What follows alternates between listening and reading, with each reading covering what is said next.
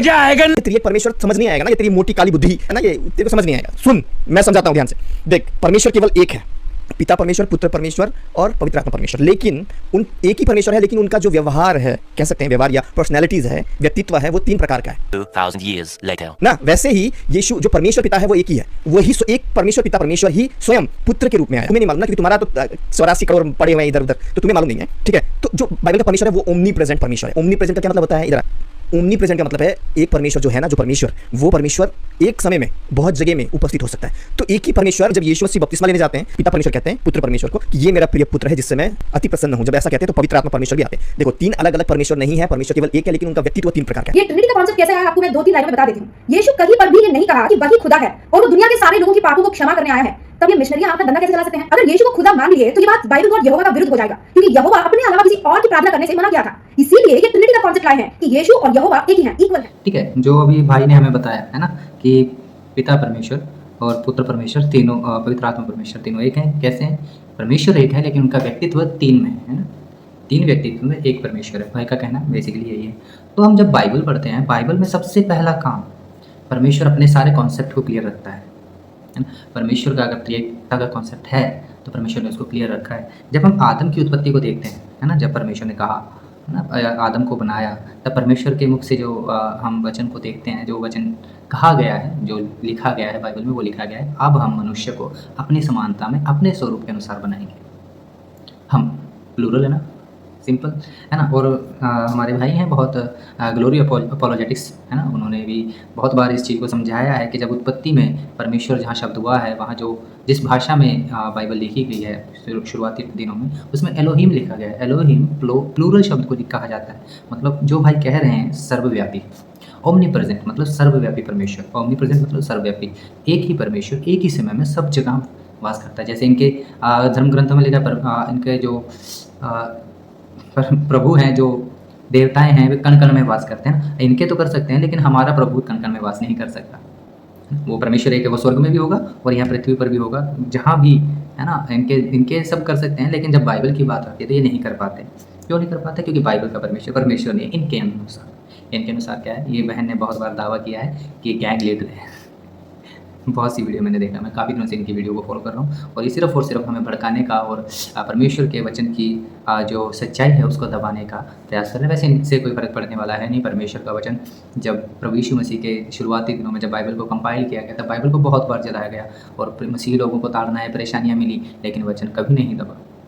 एक जगह लिखा है, जब प्रभु के चेलों को महासभा में ले जाया गया और उनसे कहा गया, तब उनके महासभा में जो एक याजक थे, उन्होंने कहा इनको मत कहो, इनको कुछ ना कहो, अगर ये मनुष्यों की ओर से तो कुछ दिनों में समाप्त हो जाएगा, लेकिन अगर ये मनुष्यों की ओर से नहीं है, परमेश्वर के साथ है, तो इनका कुछ नहीं बिगाड़ सकते, है ना। तो ये हमारा वैसे कुछ नहीं बिगाड़ सकते, क्योंकि परमेश्वर का जो वचन है वह हमेशा खरा और सच्चा है, और वो उसमें कभी भी कोई बदलाव नहीं आ सकता। क्योंकि परमेश्वर ने जो गलती, ये लोग कहते हैं गलतियाँ, लेकिन हमारे लिए परमेश्वर ने ये सीख छोड़ रखी है। क्योंकि वचन में लिखा है कि पुराना नियम तुम्हारे लिए क्या ठहरे? दृष्टांत ठहरे। दृष्टांतों में प्रभु यीशु मसीह ने बातें की, हम इन बातों को जानते हैं। मत्ती, रचित सुसमाचार, मरकुस में, लूका में, यूहन्ना में, इनमें दृष्टांतों को कहा गया है। और नए नियम के बारे में लिखा गया है कि पुराना नियम जो बातें हैं, पहले की जो बातें हैं, वो तुम्हारे लिए दृष्टांत ठहरे, है ना। तो ये जो बातें हैं हमें सीखने के लिए दी गई है ना, कि हम जांच सकें कि परमेश्वर की जो खरी शिक्षा है वह कैसी है। देखो, इसमें लूत के बारे में लिखा है ना, लूत का जो स्वभाव है, उसकी बेटियों के साथ जो संबंध है, परमेश्वर ने इसीलिए नशे को, आप जानते हैं ना कि उससे क्या होता है, लुचपन होता है। नए नियम में इस बात को स्पष्ट कर दिया गया है ना, क्योंकि उस समय कुछ भी याद समझ, हमारी बुद्धि है जो उस तरह से विवेक हमारा काम नहीं करता है। नशे में हम थोड़े बहक जाते हैं ना, मनुष्य, हम मतलब मनुष्य। तो जब परमेश्वर ने आदम को जब रचा, तब परमेश्वर ने कहा अब हम मनुष्य को, हम प्लूरल है ना, इसी बात के माते हैं, हम एलोहिम ने कहा, तो अपने उस व्यक्तित्व के द्वारा अपने आप को प्लूरल कहकर कहा, मनुष्य को अपनी समानता में अपने स्वरूप के अनुसार बनाएंगे। अब देखते हैं जो परमेश्वर ने हम कहा, वह हम शुरुआत में कैसे दिखता है। देखो, उत्पत्ति जो त्रिएकता है परमेश्वर की, प्रभु यीशु मसीह, पवित्र आत्मा और परमेश्वर पिता, है ना, तीनों। सबसे पहले कौन है? परमेश्वर पिता, है ना। तो उत्पत्ति पहला अध्याय पहला वचन, आदि में परमेश्वर, इन द बिगिनिंग, ठीक है ना, God created the heaven and the earth in the beginning. शुरुआत में, आदि में परमेश्वर ने, ठीक है, आकाश और पृथ्वी की रचना करी। Who created the heaven and the earth? God. When? In the beginning. परमेश्वर सबसे पहले था। यही आप बहन आगे वीडियो में हमें बताएंगी कि जब यूहन्ना का एक रेफरेंस लेके बताएगी कि प्रभु यीशु मसीह ने कहा मुझसे पहले है, मुझसे महान है। Yes, he is of course, Indeed he is the greatest, उसमें कोई कमी नहीं है। वही सब सर्वश्रेष्ठ है, सर्व संपन्न है, उत्तम है, क्योंकि उसने अपनी परिपूर्णता में हमें दिया है, ठीक है। उसके बाद दूसरा है ना, दूसरा क्या है? परमेश्वर का आत्मा, ठीक है। परमेश्वर का आत्मा जल के ऊपर मंडलाता था, ठीक है। पहला परमेश्वर, फिर उसका आत्मा। परमेश्वर है और उसका आत्मा भी है। मूर्त नहीं है वो, है ना, मूर्त नहीं है वो जिसमें आत्मा नहीं होती। परमेश्वर है जिसमें आत्मा है, ठीक है। अब आते हैं पुत्र पर। अगले वचन को पढ़ने से पहले हम सबसे पहले प्रभु यीशु मसीह के बारे में, है ना, हम देखेंगे। यूहन्ना रचित सुसमाचार, उसका पहला अध्याय, उसकी पहली आयत से 14 आयत के बीच में हम स्पष्ट देख पाते हैं, है ना, आदि में वचन था, वचन ही परमेश्वर था, यही परमेश्वर के साथ था, है ना। इसी के द्वारा सब कुछ रचा गया, जो कुछ रचा गया उसमें कोई भी वस्तु उसके बिना वचन के बिना नहीं रची गई। और जब हम 14 आयत में आएंगे तब हम देखेंगे वही वचन देहधारी हुआ और हमने उसकी ऐसी महिमा देखी जैसे पिता के इकलौते की महिमा।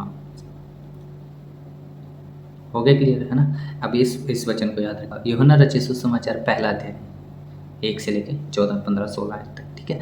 उसमें स्पष्ट लिखा है कि वचन के द्वारा ही सब कुछ रचा गया, यही परमेश्वर के साथ था, वचन ही परमेश्वर था, ठीक है। फिर अब हम आते हैं, तब परमेश्वर ने कहा, देन अ वर्ड प्रोसीडेड, तब एक वचन निकला, then God said let there be light, then word proceeded, तब वचन ने काम किया। हु? परमेश्वर के वचन ने काम किया। Let there be light, there was light, है ना, और वहाँ रोशनी आ गई। अब देखो, उसके बाद परमेश्वर ने कहा उजाला हो गया। परमेश्वर ने कहा आकाश में पक्षी उड़े, समुद्र में सब कुछ हो गया। परमेश्वर ने कहा जल एक तरफ इकट्ठा हो जाए, सूखी भूमि दिखाई दे, हो गया। परमेश्वर कहता गया, सब कुछ होता गया, ठीक है।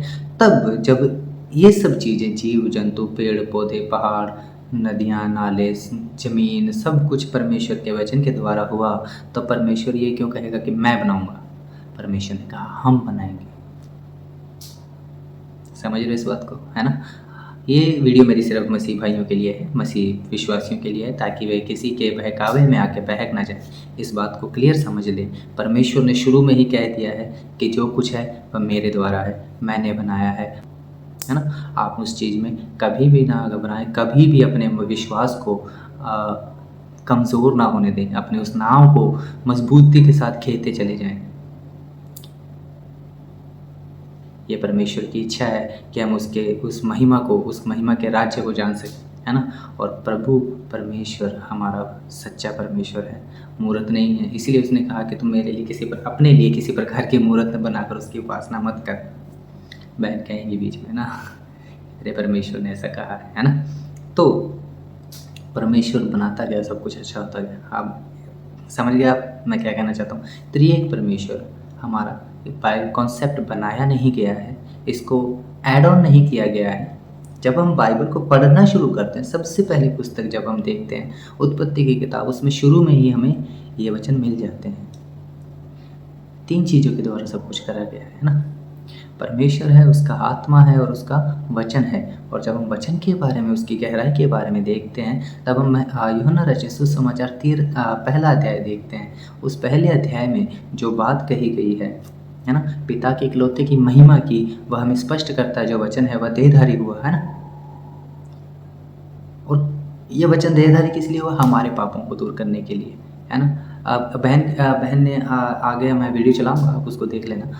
फिर भी समझने की कोशिश करो कि परमेश्वर जो है वो हमारी तरह नहीं है, ये एक शरीर के अंदर एक इंसान, ऐसा नहीं है। परमेश्वर एक जो फॉर्म है, एक परमेश्वर के अंदर एक परमेश्वर वास करते हैं। ठीक है रे चोमू, कुछ देर के लिए मान ली कि यहोवा और यीशु एक ही हैं। इसका मतलब पुराने नियम में जो जो नीच और पापी वाला काम तेरा परम पिता ने किया वो सारे यीशु पर भी आएंगे, क्योंकि यीशु और परम पिता एक ही है ना। अब हम यीशु या परम पिता जो एक ही हैं उनका पापों का ट्रैक रिकॉर्ड निकालेंगे। उदाहरण के लिए आप दाऊद की कहानी को लीजिए। व्यभिचार दाऊद ने किया और यीशु ने दंड किसको दी? दाऊद की बीवी को। वो भी कैसा दंड दिया? अपने ही बेटे के साथ उनका बलात्कार कराया था खुलेआम। चोमू इधर सुन, यीशु को दयालु लवर बॉय कहते हो ना, फिर यीशु ऐसा पाप क्यों किया? ये हमारा रक्षक कैसे हुआ? अब भारत को ही लीजिए, कोर्ट में जो जज है वो एक आम इंसान ही है, वो कोई भगवान नहीं है। उनका एक भी ऐसा जजमेंट दिखाई मुझे जिसे बलात्कार की सजा बलात्कार का हो, या एक बंदा रेप करने पर उसकी बीवी को रेप का सजा मिला हो। जब इंसान ही ऐसा मंदबुद्धि वाला जजमेंट नहीं दिए तो परम पिता यीशु ऐसा दंड क्यों दिया? निकम्मे, अगर तुझे दम है ना तो बिना हमारे धर्म ग्रंथों का सहारा लेते हुए बताओ यीशु ऐसा दंड क्यों दिया? हाँ, तो अब जो बहन का प्रश्न है वो ये है कि जो पुराने नियम में जो काम हुए है ना, जो पुराने नियम में जो काम हुए, जो दाऊद के बच्चे और उसकी पत्नी का जो उसने लिया, अपराध किसने किया? दाऊद ने किया। बेशक अपराध दाऊद ने किया, नो डाउट, अपराध दाऊद ने किया। लेकिन जब आप उसको आगे पढ़ेंगे ना, जब आप उसको आगे पढ़ेंगे तब आपको समझ में आएगा दाऊद ने जो अपराध किया, तब जो शमूएल उसके पास आया और उसने कहा कि तेरे परिवार के साथ ऐसा होगा, उसने दंड की जो योजना थी परमेश्वर की मैं बताई, है कि नहीं? लेकिन जो दंड की योजना थी वह परमेश्वर ने, जब दाऊद ने अंगीकार कर लिया कि मैंने गुनाह किया, जरा गौर करना होगा, ठीक है? जब दाऊद ने अंगीकार कर लिया कि हाँ मैंने पाप किया, तब शमूएल ने कहा तेरा नाश नहीं होगा। हाँ, लेकिन जो व्यभिचार से, जो गलत तरीके से उसका पति था, लेकिन तूने उसके साथ जो इस बच्चे का जो पैदा होना है ना, जो तुमने उसके साथ जो गलत किया है, उसका पति होते हुए, ठीक है, उसका पति होते हुए जो तूने गलत किया है वह बच्चा नहीं बचेगा, क्योंकि वह व्यभिचार की संतान ठहरेगा और परमेश्वर हमें व्यभिचार की संतान होने नहीं देगा, क्योंकि दाऊद का मूल ही हमें आज तक संभाले और वह कोई और नहीं, प्रभु यीशु मसीह, है ना। तो उसमें कोई भी व्यभिचारी बात नहीं आने देगा। इसलिए वह व्यभिचार की जो संतान थी वह परमेश्वर ने उसके पास नहीं छोड़ी। बच्चे की कोई गलती नहीं थी। हुआ क्या कि जब दाऊद का वह बच्चा बीमार हुआ, है ना, और वह दाऊद उसके लिए प्रार्थना करता रहा, रोता रहा, है ना, रोता रहा, प्रार्थना करता रहा, खाना पीना छोड़ दिया, उपवास में रहा, और जब वह बच्चा मर गया तब उठकर उसने खाया पिया। तब लोगों ने पूछा कि इतने दिन जब तक बच्चा बीमार था तब तूने ना कुछ खाया ना कुछ पिया। परमेश्वर की योजना देखना दोस्तों, है ना। तब ना तूने कुछ खाया ना तूने कुछ पिया, और अब जब तुझे ऐसा विचार मिला, तू जान गया कि बच्चा नहीं रहा, तब तू खाता पीता है। तब दाऊद ने कहा, है ना, तब दाऊद ने कहा कि मैं तो उसके पास जाऊंगा, वो मेरे पास नहीं आ सकता लेकिन मैं उसके पास जाऊंगा। दाऊद का कहाँ स्थान था? दाऊद का स्थान था परमेश्वर के साथ, कि वह परमेश्वर का चुना हुआ दास था। जब दाऊद प्रार्थना कर रहा था, जब दाऊद परमेश्वर के आगे गिड़गिड़ा रहा था, रो रहा था, तब परमेश्वर ने उसकी सुनी और परमेश्वर ने उसको आश्वासन दिया होगा कि मत डर, जब तेरा समय आएगा ये तेरा बेटा मेरे पास है और तू इसके साथ रहेगा, है ना। वो कहता है ना कि मैं तो जाऊंगा इससे मिलने लेकिन ये नहीं आएगा, तो मैं अब क्यों भूखा रहूं, है ना। उसे आश्वासन हो गया था कि ये मेरा बेटा सुरक्षित है, वो वहाँ नहीं है, क्योंकि इसकी गलती नहीं है, गलती मैंने करी है। उसकी सज़ा, उसका दुख उसने कितना भोगा है। एक अपने बेटा, चाहे वह व्यभिचार से है, लेकिन दाऊद उसके लिए रोया। क्यों रोया? क्योंकि उसकी संतान थी, क्योंकि वो उसकी संतान थी, इसलिए दाऊद रोया, उपवास किया उसने, ना खाया, ना खाना पीना छोड़ दिया, है ना। वह उठा तक नहीं वहाँ से, एक जगह बैठा रहा जब तक वह बीमार था। यही खासियत है दोस्तों हमारे परमेश्वर में। जब हम पश्चाताप के साथ, जब हम अंगीकार के साथ, जब हम नम्र होकर, दीन होकर परमेश्वर के सम्मुख अपनी गलतियों का अंगीकार करके आते हैं, चाहे तुम्हारे यशाया में लिखा है, आओ हम वाद विवाद करें, चाहे तुम्हारे पाप लाल रंग के क्यों ना हो, चाहे अर्गवानी रंग के क्यों ना हो, तो भी हिम के समान, मतलब बर्फ़ के समान उजले, ग्लेशियर के समान उजले कर दिए जाएंगे और ऊन के समान सफ़ेद कर दिए जाएंगे, है ना। ऐसा पवित्र परमेश्वर है। तुम उससे वाद विवाद करो, उससे बात करो, उससे अंगीकार के साथ आओ, उससे टूटे हुए मन के पास द्वारा जब हम परमेश्वर के सम्मुख आते हैं तब परमेश्वर हमें ग्रहण करता है और हमारे सब पापों को दूर करता है। जैसा बहन ने कहा कि प्रभु यीशु मसीह ने कब कहा कि मैं जगत के पापों के लिए आता हूँ। इब्रानियों की पत्री 10 अध्याय में लिखा है, होम बलि और दोष बलि और मेल बलि तूने ना चाही, इसलिए मेरे लिए एक देह तैयार करी, देख मैं आ गया हूँ। और वह किसकी इच्छा से हुआ? परमेश्वर ने हमारी ओर देखा। नहीं, कोई धर्मी नहीं, कोई परमेश्वर का खोजने वाला नहीं। जब हम इस बात को देख लेते हैं, परमेश्वर को खोजने वाला कोई नहीं, कोई धर्मी नहीं, सब पापी हैं, तब हम यशाया की 53 अध्याय पढ़ते हैं जो लिखा है कि पिता को यही भाया कि वह उसे कुचले, है ना। यूहन्ना ने उसकी गवाही दी, देखो यह परमेश्वर का मेमना है जो जगत के पाप उठा ले जाता है, जो कहता है मेरे बाद एक आने वाला है। तो परमेश्वर ने जो अपनी त्रिएकता को प्रकट किया, परमेश्वर ने जो अपना स्वभाव, अपना व्यक्तित्व, अपना अस्तित्व हमें दिखाया है, वह त्रिएकता में दिखाया है। और वह कैसा है? वह पिता, पुत्र और पवित्र आत्मा में संपूर्ण एक परमेश्वर है जो omni प्रेजेंट है, हमसे प्यार करता है, हमारे गुनाहों को हम पर से दूर करता है और उसकी जो सज़ा है वह प्रभु यीशु मसीह के द्वारा हम पर से दूर की गई। अब मैं उम्मीद करता हूँ कि आपको त्रिएकता का जो कॉन्सेप्ट है समझ में आ गया होगा। हाँ, बहन के अगर किसी कोई भाई बहन देख रहा हो तो इस वीडियो को बहन के चैनल में ज़रूर शेयर कर दे ताकि उनको समझ आ जाए कि त्रिएकता एग्जैक्टली वही है जो परमेश्वर चाहता है। जो परमेश्वर ने ऐसी सज़ा सुनाई, वो इसलिए सुनाई कि दाऊद का हृदय पिघल जाए, वो अपनी गलती को एहसास कर ले। लेकिन इस सज़ा को आप होते हुए नहीं देखेंगे। क्यों नहीं देखेंगे? जब दाऊद ने अंगीकार कर लिया कि मैंने गुनाह किया, मैं पापी हूँ, मैंने पाप किया है, तब ही परमेश्वर ने उस सज़ा को हटा दिया। हाँ, जो बहन ने ये एक बात गलत कही है कि उसके अपने ही बेटे के साथ बलात्कार करवाया, ऐसा कोई भी वाक्य बाइबल में नहीं है कि उसके अपने ही बेटे ने अपनी माँ के साथ व्यभिचार किया हो, बलात्कार किया हो। तो बहन प्लीज़ आपसे रिक्वेस्ट है, आप जो बात जो पढ़ती हैं, है ना, प्लीज़ उसको कॉन्टेक्स्ट में, संदर्भ में रखें।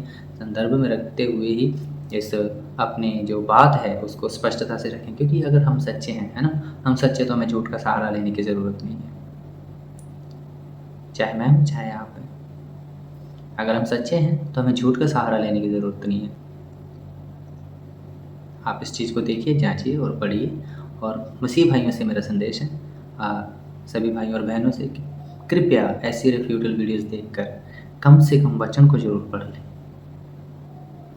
ठीक है, कम से कम हमें वचन को ज़रूर पढ़ना है। वचन पढ़ने से हमें क्या होता है? सच्चाई सामने आती है। और जो ये झूठे अजीबोगरीब दावे करते हैं, पता नहीं क्या, मैं क्या कहूँ, है ना, इनको आप जवाब दे सकें। अगर आप जवाब नहीं दे पाते तो कम से कम इनकी चालाकियों से, इनके भरमाने के तरीके से बच सकें और विश्वास में हम आगे बढ़ते जाएं। सबको जय मसीह।